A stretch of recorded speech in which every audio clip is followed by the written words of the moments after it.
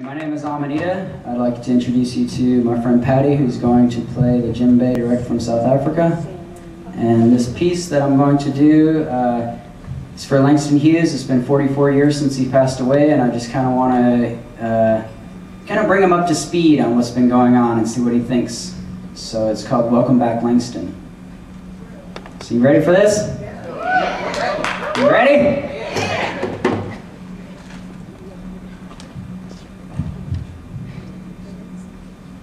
Gathered here today to welcome you back, Langston.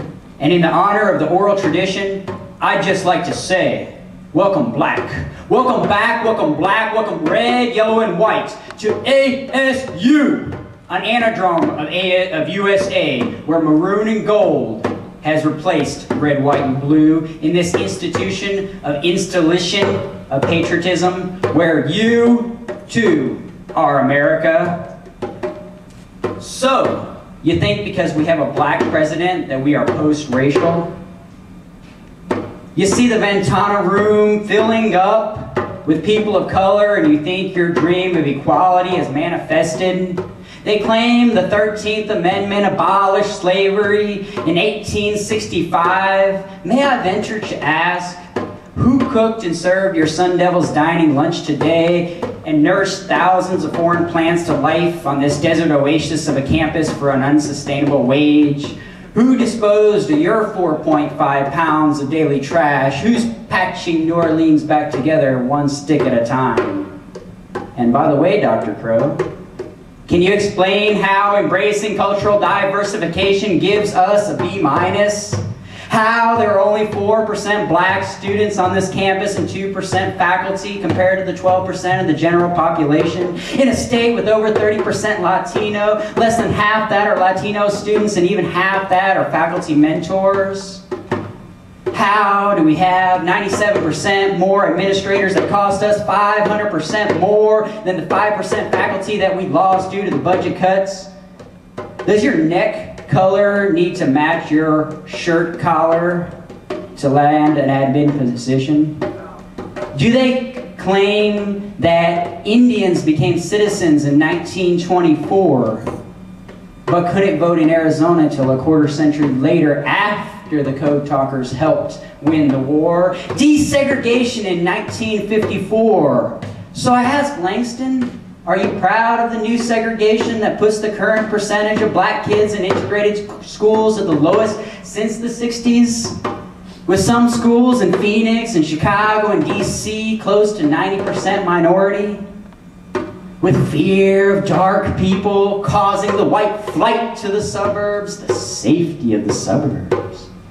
When redlining and defined as the practice of denying or increasing the cost of essential services in certain, often racially determined areas, mortgage discrimination, poverty traps, institutionalized stigmatization, brain drain, and mental and physical health disparities are the rule, not the exception.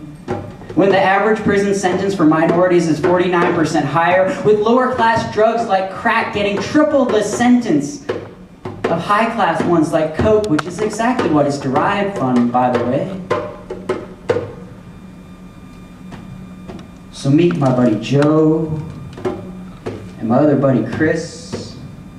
Joe, bless his generous heart, flies by on his daddy's airport moving walkway of privilege, wrecks his trust fund Beamer en route to his condo after getting hammered at Barney's on University Drive and let off with a warning and an old boy slap on the back. Where Chris, yep, another brown person named Chris by his parents to keep his resume out of the shredder, because the same resume with the four word, same experience was 5 times more likely to be rejected with a stereotypically black name at the top. That's an empirical study. Well, Chris, he mops up Joe's puke to pay his student fees, his profile driving his hail-damaged Honda home, arrested for not proving his immigration status. Joe's maid cooks gourmet meals, a clean towel always on the rack, while Chris jumps hurdles of overt environmental discrimination of the intersectionalities of low SES, race, gender, and ability just to eat ramen and saltines. For groups that have already been internalized millions and millions of images of white beauty and been convinced of their inferiority through media and societal practices. Let's take away their ethnic studies programs, Tucson.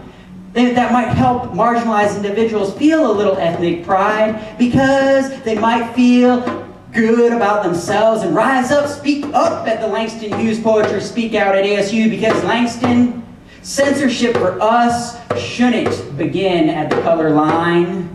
But alas, I am not here to point fingers at anyone, nor to lengthen the list of grievances, just to remind each and every one of you of your strengths, your capacities, your capabilities, your abilities, that a university is an institution of knowledge to be used to become part of the solution.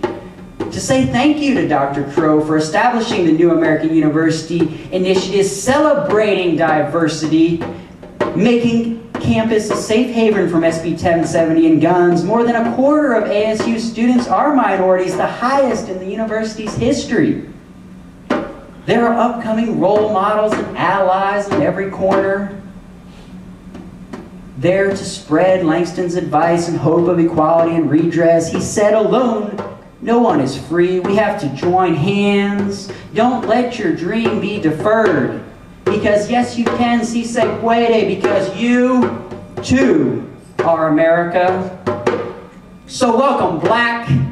Welcome back, Langston. Welcome, Black.